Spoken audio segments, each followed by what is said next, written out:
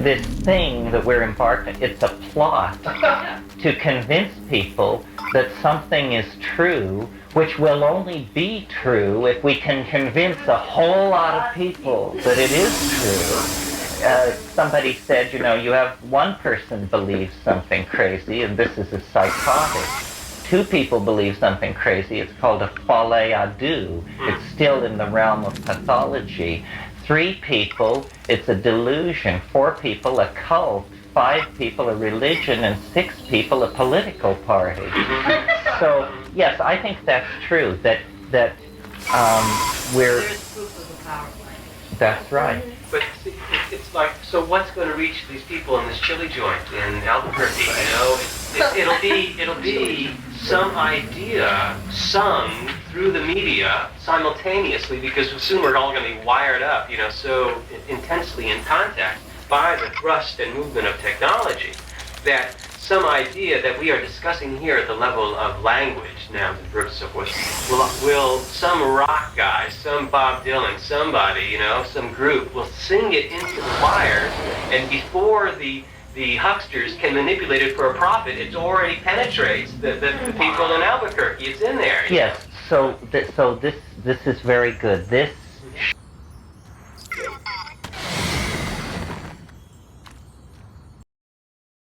shows why it is that, in answer to this question,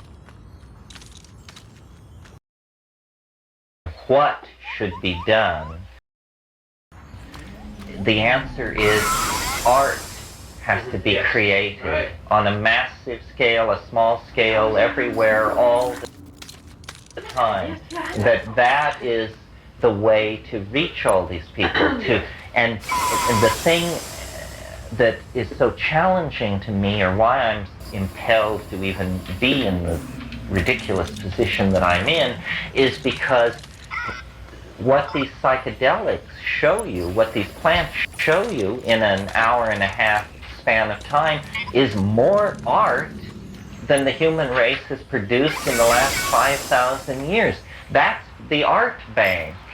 That's what the shamans knew. And if we're talking about transforming the world through transforming images, through feeding new raw stuff into the linguistic hopper, then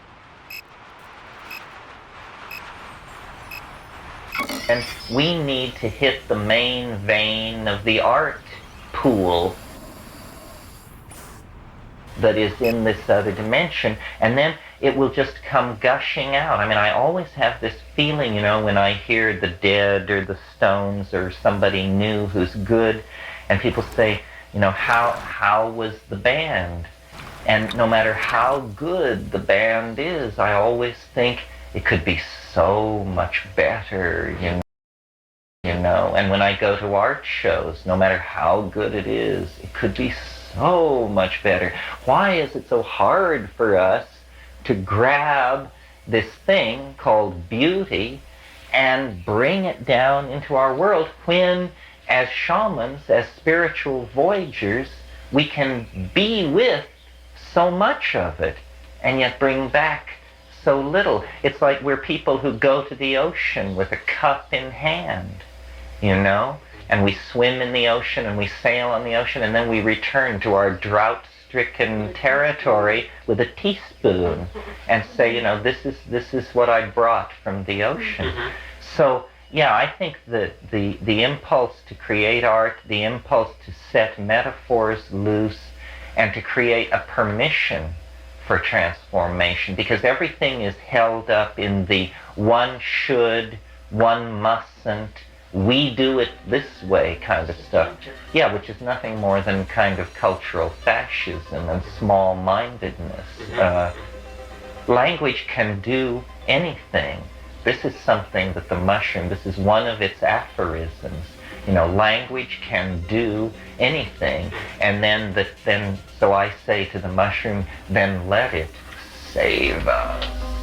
You know, because that's what we need to do. Let us build a ladder of words, an analogical engine, a bark of verses, a wagon of phrases, and get ourselves out of here.